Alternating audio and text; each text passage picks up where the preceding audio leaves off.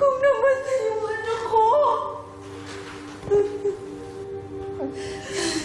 Kasalanan ko ba kung bakit ako nag-aalala? Tapusin na natin to, Emma! Mami, please! Namatay na si Nanay! Emma! Muki!